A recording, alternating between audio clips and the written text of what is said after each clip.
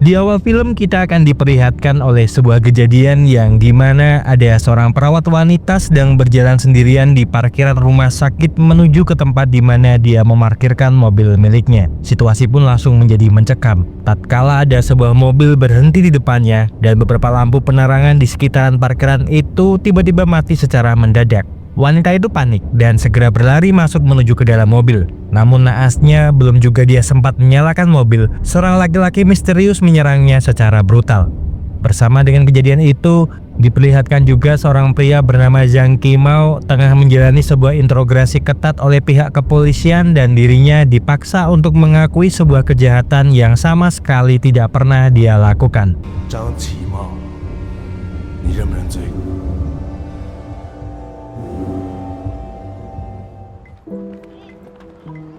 Cerita pun sedikit jauh mundur ke belakang, di mana sebelum semua ini terjadi, Zhang Qimao merupakan seorang pelatih baseball di salah satu panti asuhan yang dikenal ramah dan berdedikasi tinggi atas pekerjaannya itu.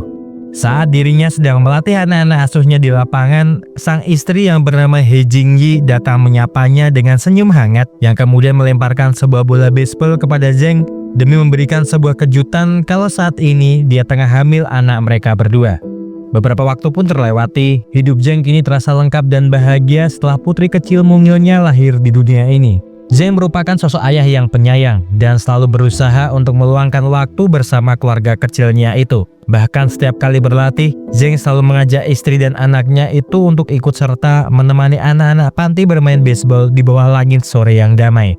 Kehidupan Zhang maupun sang istri sangatlah serba kecukupan. Namun bukannya flexing pamer-pamer mobil ataupun liburan kemana, mereka malah seringnya menghabiskan waktu bersama dengan anak-anak panti. Bahkan di saat perayaan tahun baru, tak lupa Jingji pun turut membagikan angpau kepada mereka dengan penuh kasih sayang dan menganggap mereka seperti anak sendiri. Mereka semua pun menikmati makanan yang disajikan di atas meja. Tetapi Zhang yang sempat merasakan ada sesuatu yang berbeda dari salah satu anak asuhnya bernama Guo sempat bertanya tentang apa yang sudah terjadi dengan dirinya. Tetapi karena dia hanya diam dan enggan menjawab, Zhang pun merangkulnya dan mengatakan kalau semuanya akan baik-baik saja. Malam harinya, Xiu terbangun dari tidurnya. Dia lalu terkejut melihat Guo yang sudah tidak berada di kasurnya, yang tentu saja membuat suasana menjadi kacau sehingga di esok harinya, Zhang menuntut kejelasan kepada kepala panti tentang situasi yang sedang terjadi di panti asuhan. Kepala panti pun menunjukkan sikap yang mencurigakan, jauh dari kesan orang baik dan malah marah-marah menolak untuk disalahkan atas kaburnya Guo dari sana. Dengan tegas sang kepala panti memperingatkan Zhang kalau dirinya hanyalah seorang pelatih bisbol dan bukan orang yang berhak mencampuri semua urusan yang ada di panti asuhan. Setelah kejadian itu, diam-diam kepala panti mengawasi Xiu dan berencana membius Xiu untuk sebuah tujuan dirinya. Xiu pun melawan dengan sekuat tenaga hingga menarik perhatian dari anak-anak panti lainnya, berniat membantu Xiu dan menyerang kepala panti sampai kepala panti terjatuh hingga lehernya terkena sebuah batang besi dan membunuhnya. Tak lama Zhang pun datang dan terkejut melihat kekacauan yang sedang terjadi, dan dalam kepanikannya dia langsung berusaha menolong anak-anak itu tanpa tahu apa yang harus dilakukannya. Masalah demi masalah terus berdatangan dalam hidup Zhang Qimao. Hingga suatu hari, ketika sang istri mengajak putri mereka jalan-jalan, kejadian tak terduga pun terjadi karena seorang sosok asing tiba-tiba datang dan menculik putri kesayangan mereka.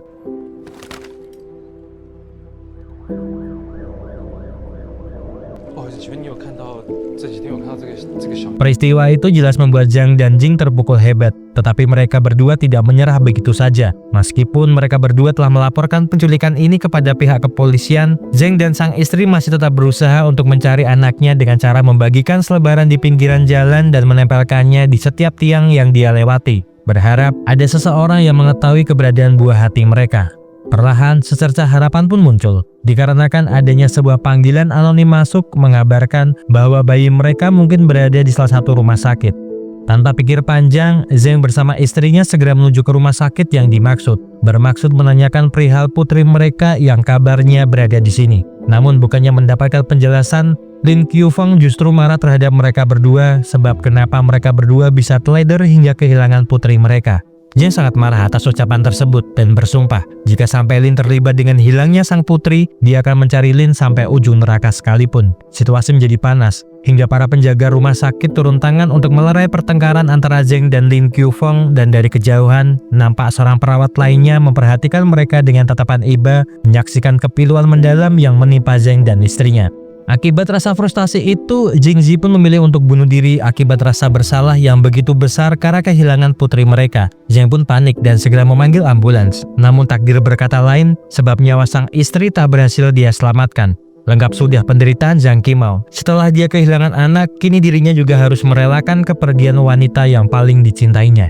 Sejak kejadian itu, Zhang kerap berkunjung ke rumah sakit untuk mencari petunjuk tentang keberadaan putrinya itu. Akan tetapi karena kebiasaannya yang sering mendatangi para perawat, justru menimbulkan bencana lainnya, sebab ketika seorang perawat baik ingin memberitahukan di mana keberadaan putrinya, Zhang malah tak sengaja terlibat pembunuhan yang telah terencana, berujung dirinya di penjara akibat kesalahan yang tidak dibuatnya. Tuduhan tersebut membuat Zhang Qimao ditangkap dan dipaksa mengakui kejahatan yang sama sekali tidak pernah dia lakukan. Zhang mengalami penyiksaan yang brutal, dipaksa menandatangani berkas pengakuan palsu meski mulutnya terus menyangkal semua tuduhan, hingga akhirnya pengadilan memutuskan Zhang Qimao bersalah dan menjatuhkan hukuman penjara seumur hidup kepada dirinya. 被告张其茂犯故意杀人罪，处无期徒刑。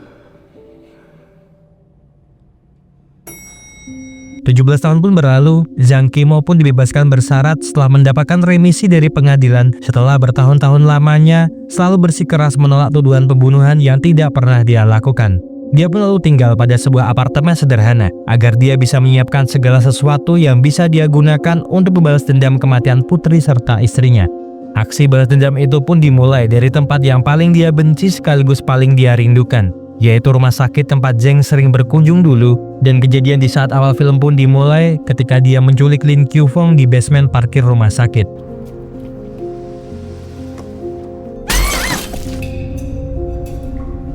Sebuah adegan mengerikan pun terjadi di dalam gudang tua, tempat di mana Zhang Qimao tengah menyiksa Lin Qiufeng. Zheng tidak peduli meskipun Lin seorang wanita dan terus menekan serta menginterogasi Lin tanpa henti, menanyakan tentang apa yang dulu pernah dia lakukan terhadap putrinya.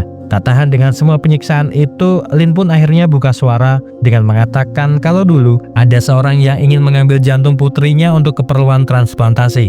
Hati Zheng pun hancur berkeping-keping mendengar hal itu dan bertanya untuk terakhir kalinya tentang siapakah pelaku yang tega mengambil jantung milik putrinya. 谁？你把我女儿交给了谁？ 近日，护理长林秋凤在停车场。 Berita menghilangnya Lin Qiufeng segera tersebar luas dan menjadi perhatian khusus pihak kepolisian. Polisi pun juga mengimbau masyarakat untuk bekerja sama, memberikan informasi sekecil apapun terkait keberadaan dari Lin Qiufeng.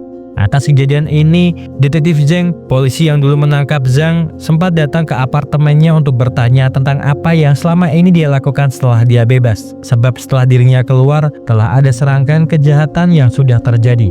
Dengan nada tenang namun menusuk, Zheng pun menjawab kalau dia boleh menyalahkannya, sama seperti dulu ketika dia difitnah melakukan kejahatan yang tidak pernah dia perbuat. Scene pun lalu berganti ke kehidupan dua sahabat remaja SMA bernama Zhu Xichao dan Jia Jia yang sedang membuat konten untuk media sosial mereka.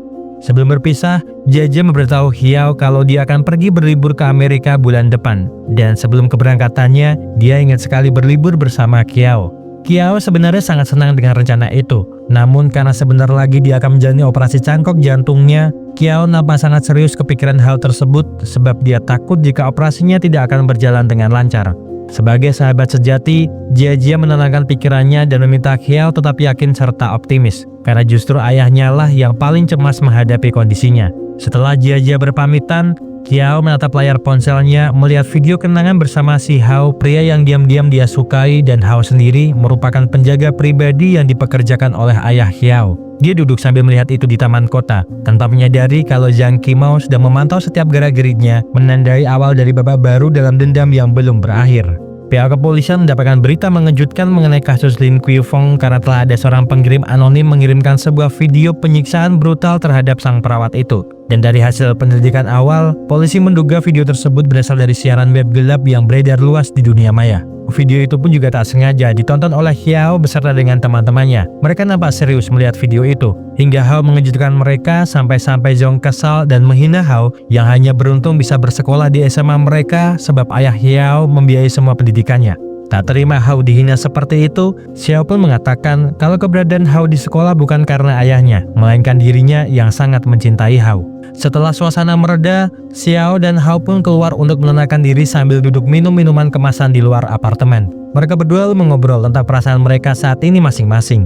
Hingga Zhong datang bersama teman-temannya berniat membuat perhitungan atas apa yang sudah Hao lakukan kepada dirinya.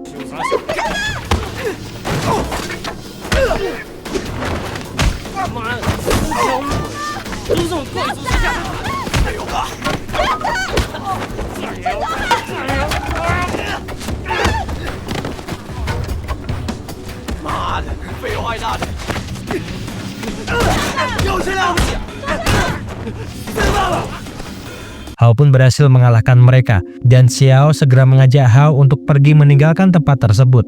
Kejadian itu pun tidak berhenti sampai di sana, sebab Zheng yang mengawasi itu dari kejauhan lalu membawa Zhong ke suatu tempat agar dia bisa mendapatkan informasi dengan cara menyiksa Zhong dan disiarkan langsung melalui siaran web gelap. Dia diikat tangan dan kakinya di dalam bak berisi air, diperlakukan seperti tahanan yang akan disiksa. Dalam perjalanannya, Zhang Qimao sudah mengetahui siapa di balik penculikan dan pembunuhan putrinya dari pengakuan Lin Qiufeng sebelum dia mati, dan menyebutkan sebuah nama Chen Zhuli sebagai perantara penjual organ-organ bayi itu. Berawal dari situlah, Zheng mulai memburu Chen, tidak peduli seberapa pentingnya Chen di luaran sana.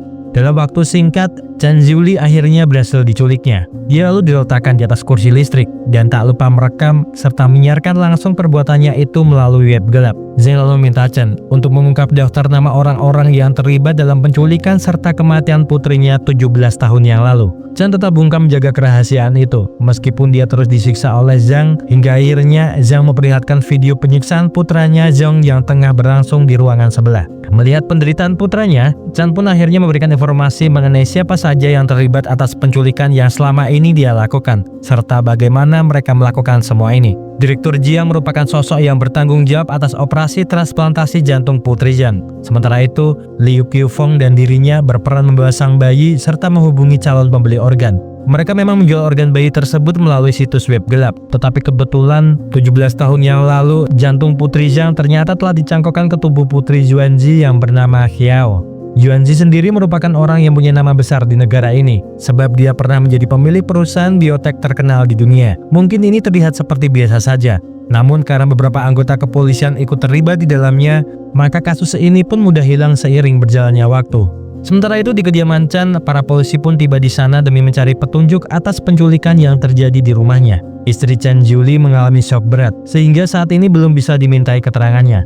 Detektif Zheng bersama tim lalu masuk dalam rumah dan menemukan video rekaman penyiksaan Zhong yang sedang diputar di ruang tamu rumah itu beserta dengan Chen yang tubuhnya terbakar akibat sengatan listrik. Aksi balas dendam Zhang membuat pihak kepolisian kewalahan, sampai-sampai mereka bekerja lembur memantau setiap perkembangan dari siaran langsung yang disebarkan Zhang melalui web gelap. Hingga akhirnya Zheng menemukan sebuah petunjuk yang diberikan melalui kertas yang berisikan titik koordinat lokasi. Segera setelahnya, para polisi pun menuju ke tempat yang dimaksud dan menggeledah semua mobil yang terparkir di sana. Hingga akhirnya menemukan Zhong di dalam sebuah bagasi mobil dengan penuh luka.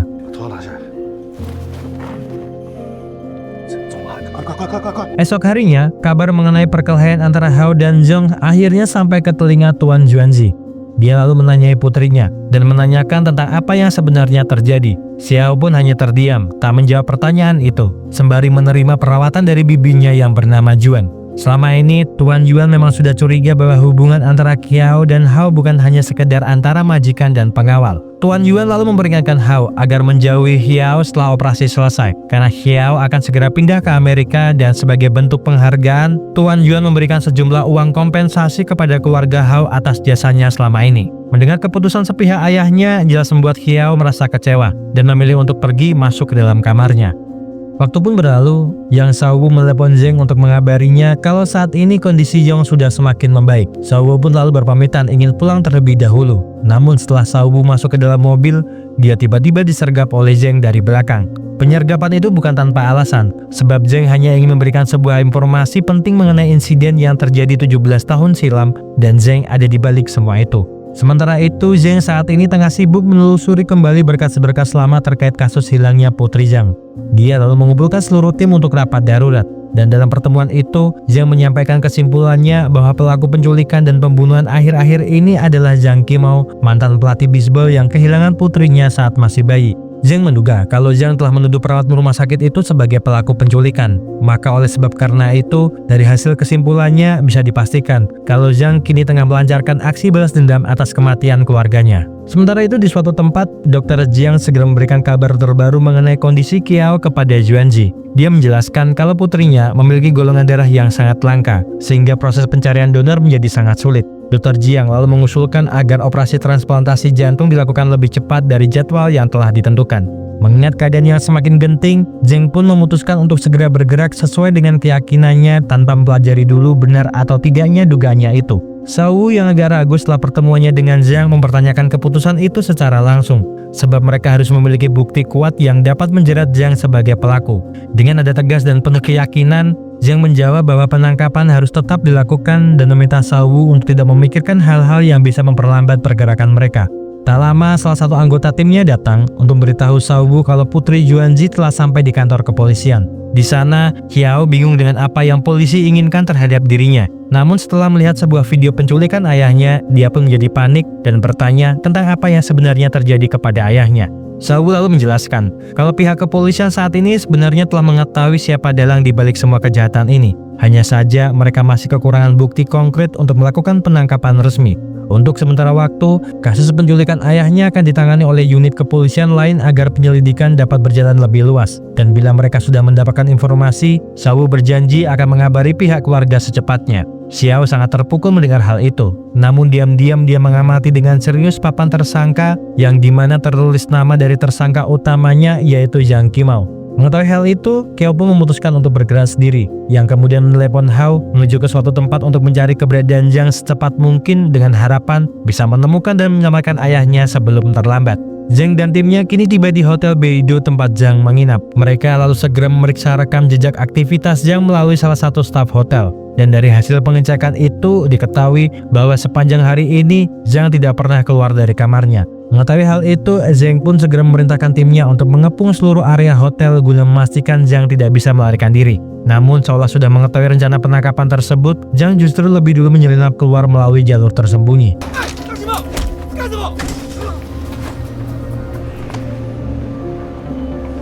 Zhang pun lalu membagi timnya untuk menyisir berbagai lokasi yang diduga menjadi tempat persembunyian Zhang. Dan dalam proses pencarian itu, Zhang akhirnya menemukan keberadaan Zhang yang saat ini berada di sebuah pasar.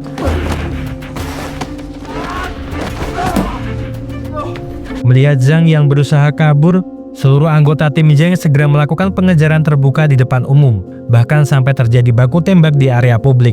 Meski begitu, Zhang sama sekali tidak gentar dan dia terus berlari maju hingga berhasil memasuki sebuah mobil dan melarikan diri menuju tujuan berikutnya. Xiao dan Hao yang secara tak sengaja melihat Zhang, diam-diam mengikutinya menggunakan motor dari belakang. Zhang akhirnya tiba di markas tempat dia menyekap Yuanji. Di sana, dia memulai aksi penyiksaan brutal terhadap Yuanji yang terikat tak berdaya. Yuanji sempat menawari Zhang dengan sejumlah uang besar, namun dengan tatapan tajamnya, Zhang pun menolak mentah-mentah tawaran menggiurkan itu. Dia menegaskan bahwa motifnya bukanlah uang, melainkan dendam terhadap Yuanji karena jantung putrinya telah dicangkokkan ke tubuh Xiao. Pada saat bersamaan, Xiao dan Hao tiba di gudang tua tempat penyekapan berlangsung. Mereka lalu bergerak dengan hati-hati, menyelinap masuk sambil membawa senjata listrik sebagai alat perlindungan diri. Dan ketika Zhang tengah fokus menyiksa Yuanji, Xiao diam-diam langsung menyerang dari belakang dan berhasil menjatuhkannya.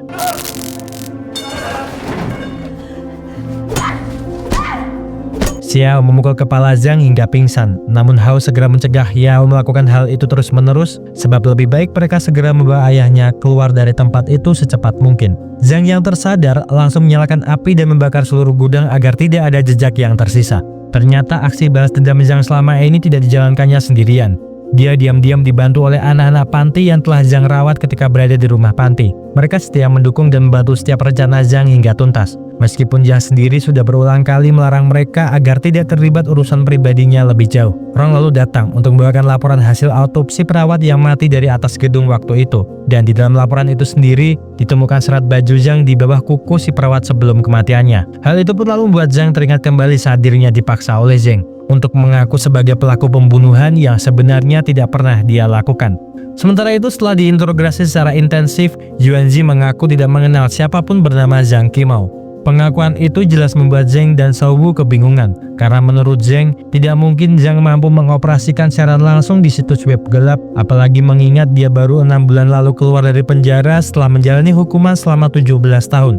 Dari situ, Zheng mulai mencurigai bahwa Zhang memiliki kaki tangan yang membantunya menjalankan misi balas dendam tersebut. Dia pun memulai penyelidikan baru dengan menemui salah satu anak panti asuhan Zhang, yaitu Xiu, yang kini bekerja sebagai montir dan memiliki bengkel sendiri. Namun setelah dilakukan pemeriksaan, dia tidak menemukan bukti apapun yang mengarah keterlibatan Xiu dengan Zhang.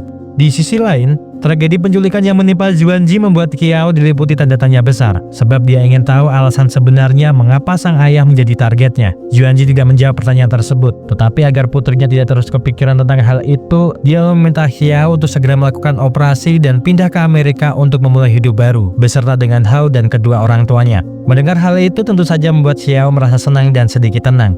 Tetapi tanpa sepengetahuan mereka, Zhang telah lebih dulu bertindak dengan menyusup ke rumah Hao dan menyekap ayah Hao di dalam rumahnya. Kejadian itu pun disaksikan langsung oleh Hao dan ibunya yang pulang dari berbelanja. Zhang lalu bertanya kepada Juan tentang apakah dia terlibat dengan semua ini dan memintanya untuk menyerahkan berkas rekam medis milik Ziqiao. Dalam ketakutannya, Nyonya Juan berusaha mencari berkas yang diminta oleh Zhang, dan diam-diam Hao berusaha menyerang Zhang, tetapi aksinya gagal total.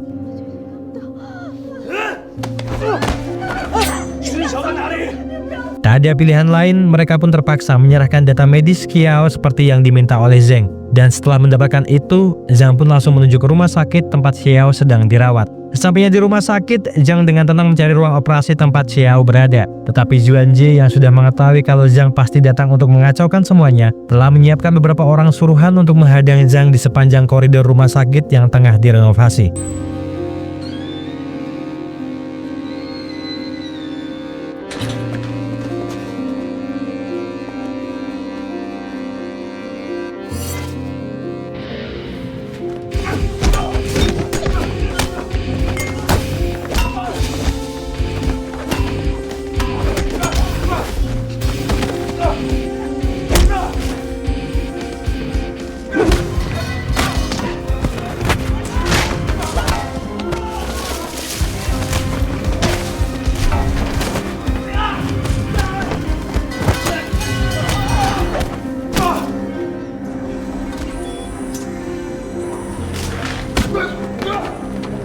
Dan setelah berhasil mengalahkan semua preman yang berjaga di sana, Zhang pun telah sampai di tempat meja operasi Qiao dan meminta semua dokter untuk menjauh dari samping Qiao. 放开他！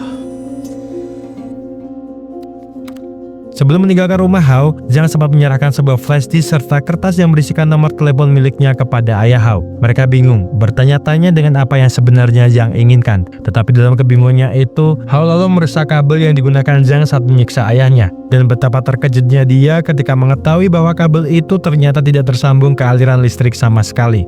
Xiao tersadar dan mendapati dirinya kini berada di tempat Zhang. Dalam kondisi lemah, dia masih berusaha bangkit dan mencari jalan keluar. Namun belum sempat dia melarikan diri, Xiu datang dan menunjukkan sebuah video berisi pengakuan Chen dan Liu tentang sebuah praktek ilegal jual beli organ dalam yang melibatkan ayah Qiao. Tetapi kejutan tidak berhenti sampai di sana, sebab Xuanji berkata dengan penuh kesadarannya, ternyata dia bukanlah ayah kandung dari Xiao. Putrinya sendiri telah mati sejak dulu, dan sebagai penghilang rasa kesedihannya, Xuanji pun membesarkan Qiao sampai saat ini menggantikan Zhang yang masuk ke dalam penjara. Meski mendengar langsung pengakuan itu, Xiao tetap tidak mempercayainya dan menganggap kalau Xuanji hanya berbohong demi menyelamatkan diri dari penyiksaan Zhang.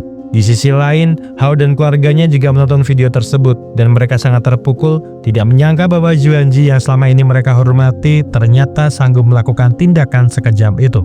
Xiu lalu menceritakan masa lalu mereka di hadapan Xiao tentang kasih sayang yang Zhang dan istrinya berikan kepada mereka, anak-anak dari panti asuhan, dan bagi anak-anak panti, Zhang dan istrinya adalah sosok orang tua yang selalu mereka harapkan.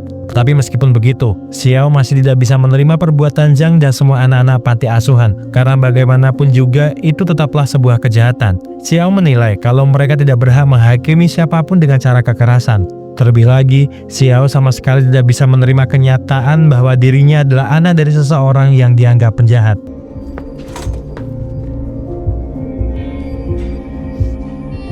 Dalam kesempatan yang singkat, Xiao berhasil melarikan diri dari markas. Sampai akhirnya dia mendapatkan sinyal telepon kembali di ponselnya. Xiao lalu menghubungi Hao dan meminta bantuan agar dirinya segera diselamatkan. Tetapi sayangnya sinyalnya tiba-tiba terputus, membuat komunikasi di antara mereka berdua pun terhenti. Tanpa membuang waktu, Xiao pun langsung menuju pergi ke rumah Jia dan berharap bisa mencari perlindungan di rumahnya itu. Sembari mencari Xiao, Zhang pun teringat hasil rekam medis Xiao yang dia dapatkan dari Nyonya Juan tentang sebuah hasil jantung Xiao selama ini yang ternyata dia tidak pernah mengidap penyakit jantung sama sekali. Kondisi kesehatannya pun normal dan stabil, tanpa tanda-tanda kelainan sejak lahir. Yang tentu saja, hal itu menimbulkan tanda tanya besar di benak Zhang, begitu pula di pikiran kedua orang tua Hao.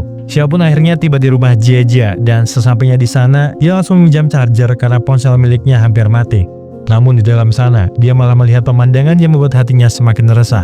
Sebab Jiu sudah meminum obat dengan ekspresi cemas, sementara di dalam paper bag hitam terdapat kado ulang tahun yang seharusnya diberikan Xiao untuk sang ayah, dan rasa curiga pun mulai muncul di dalam benak Xiao. Sementara itu, Nyonya Juan diam-diam memeriksa jadwal operasi di rumah sakit untuk memastikan apakah Xiao benar-benar terdaftar sebagai pasien. Namun setelah beberapa saat mencari, dia tidak menemukan nama Xiao di dalam daftar operasi manapun.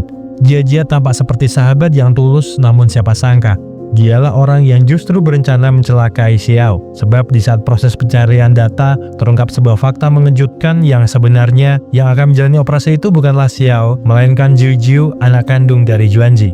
Kebenaran itu pun semakin terbukti ketika Xiao melihat keberadaan ayahnya itu di rumah Jia. Seketika sandiwara panjang pun terbongkar, dan selama ini Juanji mengasuh Xiao sejak kecil bukan karena kasih sayang, melainkan demi tujuan gelapnya, yaitu memanfaatkan tubuh Xiao untuk menyelamatkan putri kandungnya sendiri. Begitu pula dengan Jia, yang selama ini berpura-pura menjadi sahabat baik Xiao, namun ternyata hanya menginginkan jantung miliknya. Patah hati dan dikhianati oleh orang-orang yang dia percaya, Xiao berusaha melarikan diri. Namun sayangnya, semua orang mengepungnya sehingga membuat Xiao terjebak tanpa adanya jalan keluar. Sementara itu, Hao yang telah berhasil melacak lokasi Xiao segera membagikan titik koordinatnya kepada Zhang agar mereka segera bergerak menyelamatkan Xiao yang berada dalam bahaya. Sementara itu, Xiao yang terpojok mengancam akan menusuk jantungnya sendiri jika ada yang berani mendekatinya. Hingga salah satu pengawal Yuanji mencoba menyuntikkan obat bius untuk melumpuhkannya bersamaan dengan Hao yang tiba di sana tepat waktu.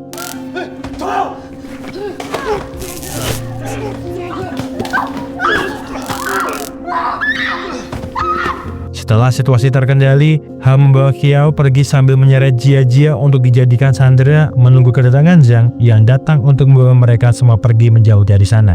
Setelah memastikan perjalanan mereka aman, Zhang pun menemui bekas anak-anak panti untuk membawa Xiao beserta Hao ke tempat yang lebih aman. Zhang pun berpesan, jika dirinya tak kembali, mereka diminta untuk membawa Xiao pergi sejauh mungkin dan menitipkan sebuah kaset kepada Xiu untuk diberikan kepada Xiao bila waktunya tiba. Misi balas dendam Zhang pun dimulai. Dia lalu menghubungi Juanji untuk datang ke sebuah lokasi di depot kontainer Yongsheng pukul 2 dini hari jika ingin masih melihat putrinya dalam kondisi yang bernyawa. Dalam percakapan itu, Zhang mengungkapkan bahwa dia telah mengetahui seluruh kejahatan Juanji, bukan hanya sebagai pembeli organ, tetapi juga pemain besar dalam jaringan perdagangan ilegal yang menghasilkan banyak uang. Sementara itu, Xiu telah membawa Xiao dan Hao kembali ke markas. Xiao nampak tidak senang melihat anak-anak panti bekerja sama dengan Zhang yang dianggap penjahat, sebab telah membunuh beberapa orang beberapa waktu yang lalu.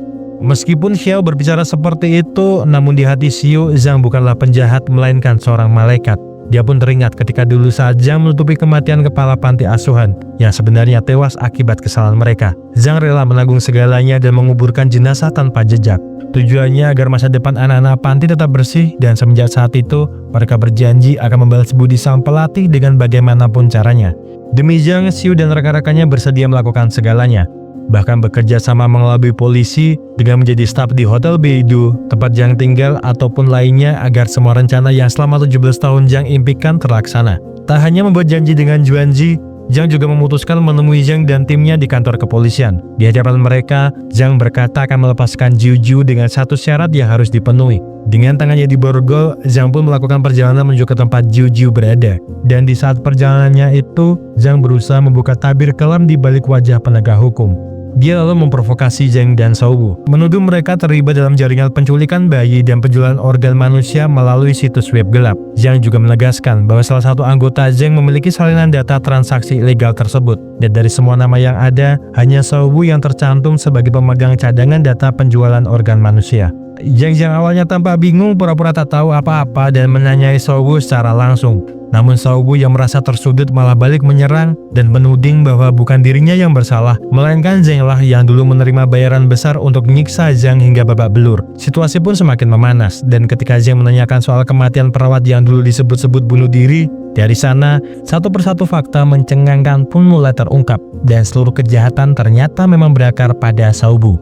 Pembunuh perawat itu bukanlah Zhang, melainkan Xiaowu sendiri, sosok yang selama ini tampil dengan wajah polos dan bersih dari kecurigaan. Dialah pembunuh si penelepon anonim, menipu semua pihak agar Zhang dituduh sebagai pelaku pembunuhan. Padahal kenyataannya, wanita itu sempat berniat mengungkap kebenarannya kepada Xiaowu, berharap dia bisa membantu pria malang itu dalam mencari putrinya. Namun yang tidak dia ketahui, Xiaowu justru adalah bagian dari jaringan penculikan tersebut. Dan takut karena kegiatan ilegalnya selama ini terbongkar, Xiaowu pun membunuhnya dan menjebak Zhang sebagai pelaku utamanya. Kebenaran yang terkuak membuat situasi di dalam mobil semakin tegang hingga berujung baku tembak, dan Zhang yang berhasil melawan keluar dari kendaraan meski dalam kondisi yang terluka.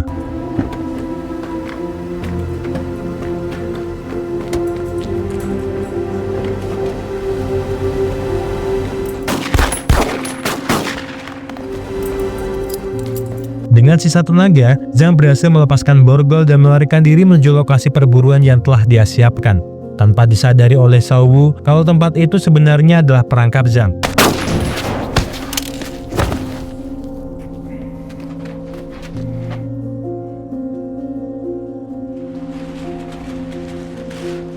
Di tengah kekacauan itu, ternyata sosok yang diduga telah tewas selama ini yaitu sang perawat dan Chen Zhuli ternyata masih hidup. Karena sebelumnya di saat Zhang benar-benar ingin membunuh mereka, Xiu dan kawan-kawan berusaha menyelamatkan mereka dari amarah Zhang karena percaya bahwa membunuh bukanlah jalan penyelesaian.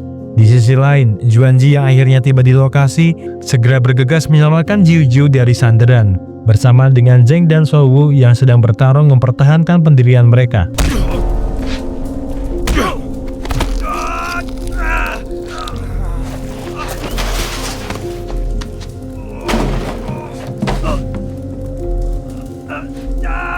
Melihat situasi semakin berantakan, Juanji lalu menembak mati Chen Zhuli dan Lin agar tidak ada saksi ataupun barang bukti dari kejahatannya. Aksi brutal itu pun langsung dilihat oleh Xiao yang menyaksikan dari CCTV.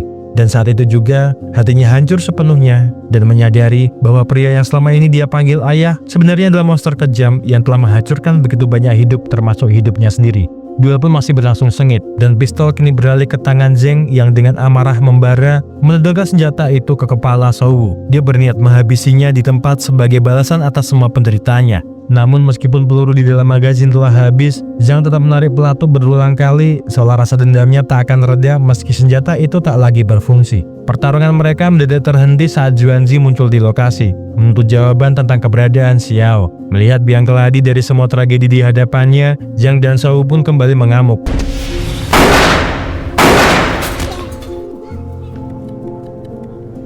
Meski sudah menanggung dosa besar, Juanji tetap tak menunjukkan rasa bersalah sedikit pun.